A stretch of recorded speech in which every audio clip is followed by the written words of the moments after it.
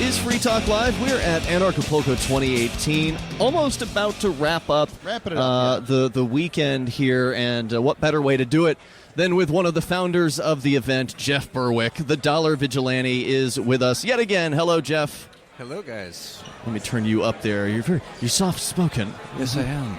Has it been a good weekend for you so far? Yeah, it actually has. It's been crazy. It's actually been like a full week. We had a 3-day health and wellness before Anarchapulco even started. Right. We're now on day 3 of Anarchapulco, so it's already like 6 days in. I still have 2 full days left. But yeah, it's been quite amazing, really.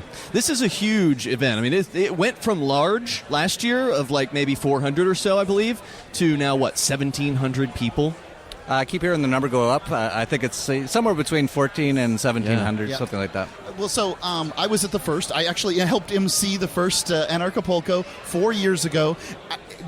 Pardon my description, but I think it might have been a whim, right? Like, a couple dozen, few people come. It might have, 4, 5, 6 dozen.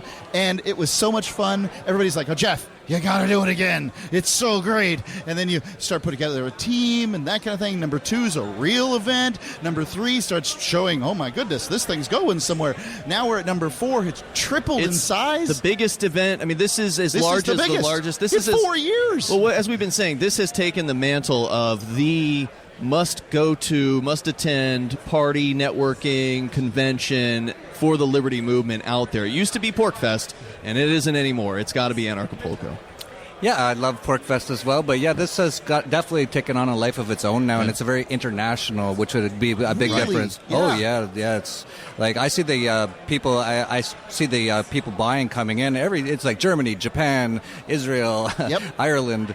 People that don't want to come to the U.S., but they do want to come to Liberty events, and so usually I'm recognizing 20% of people that are a given Liberty event. I know them; they're friends, whatever. I barely know 5%. Yeah, barely 5%, which shows me that you have a drawing power that's just different than what I can imagine. Yeah, well, that's the power of the internet, and I'm on YouTube a lot. And with Anarchast? Yeah, and this has been 4 years now, and I'm a pretty good promoter. I have to pat myself on the back. Somebody's got to toot your own horn. It might as well be you. Well, I rarely toot my own horn, but I'm pretty good at marketing. That's basically media and marketing is sort of my background. And funny side story, my mom put me into college against my will when I was 18. I was finally out of high school, which she forced me to finish. This was in Canada? Yeah. Okay. And she put me into community college. She said, pick a course, and I picked mass media course, and they kicked me out within 1 month because I kept telling them they were idiots. 10 years to the day from that, I was running my internet company in Vancouver, Canada, and it was worth $240 million.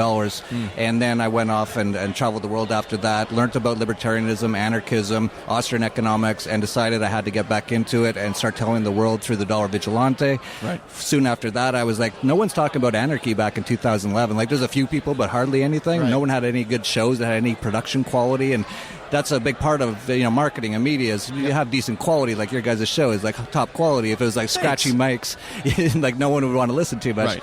And so I did that, and then of course it's all sort of snowballed into what's going on with Anarchapulco, and doing the same sort of thing here that I do with a lot of stuff is make sure it's really cool, really interesting, fun, and as you guys people are having fun. That's the most important part, and I think everybody has been so far that I've talked to. I'd also like to point out, he's talking about his prowess as a marketer. He's taken a word that is radioactive, right? Anarchy. Right? And radioactive. Freetalk Live doesn't go anywhere near it. And then, oh yeah, we're that, and come on, we're having a fun party. Come on.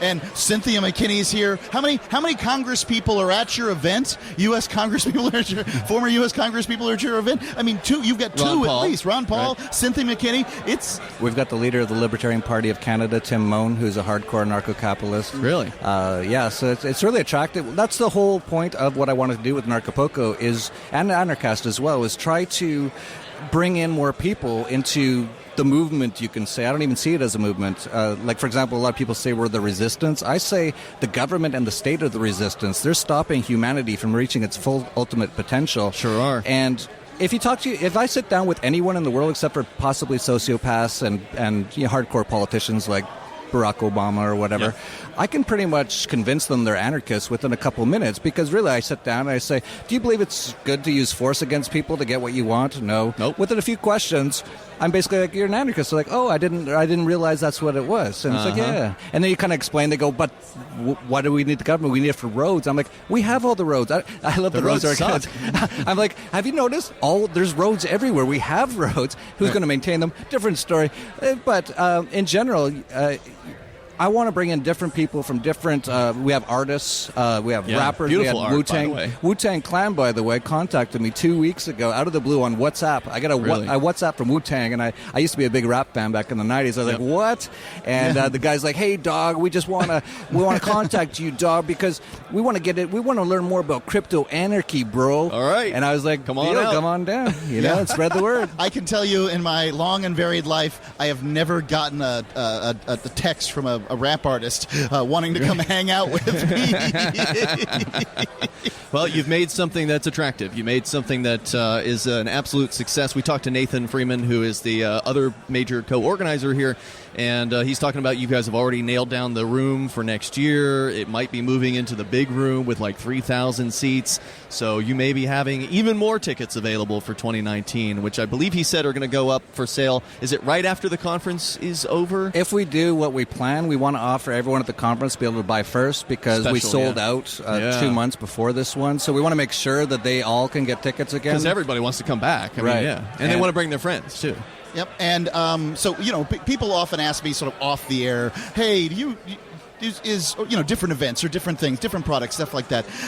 Hey, is Anarchapulco really a great event? And I just want to, here's my endorsement.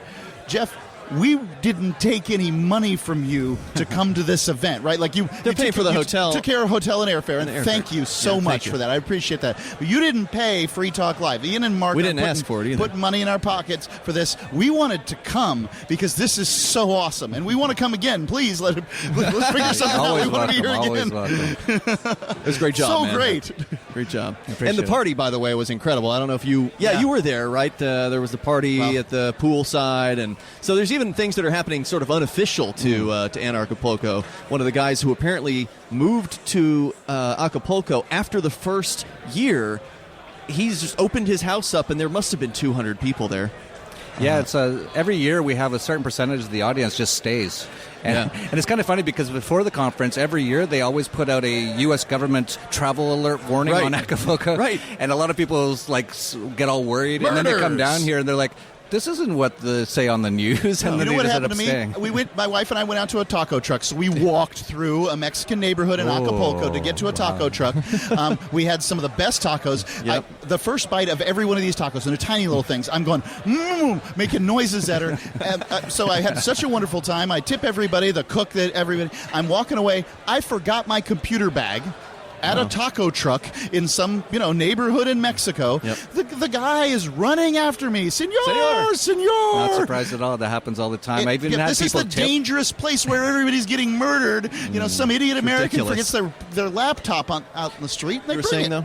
Yeah, well, I think they try to make Mexico look dangerous because it's so close to the U.S., and if Americans come here and they're going to be like, I thought we live in the land of the free. This is way freer. So I think they do it on purpose to try to make it look as scary as possible. And yeah, I've seen it so many times. I've even seen people over-tip. A lot of us anarcho-capitalists, we like to really show our appreciation for good service. And it's actually not really, 10% is very normal here. But if you leave like 20 or 30%, I've seen them run blocks to catch up to you because you over-tipped. Yeah. And you just turn around and go, no, it's for you. Yeah, but that's the kind of culture it is here. It's great, folks. And yeah, the service here is outstanding. The food is outstanding. I mean, for me, I like being here and networking and talking to people, but I just like going to a taco stand, like going to get taquerias, because we're from New Hampshire, and sorry, it just doesn't come close as far as the tacos that you can get. And in many cases, tacos in the U.S. are from El Norte tacos, right? The northern Mexico. This is southern Mexican food. It's different, and, it's something we're trying. We're short on time. Jeff Berwick, Anarchast.com. Just on YouTube, Anarchast. Anarchast. Check him out there. It's a weekly, at least, episodic thing, and you can get a lot more of him there. And more coming up here from Anarchapulco 2018, brought to you by Bitcoin.com.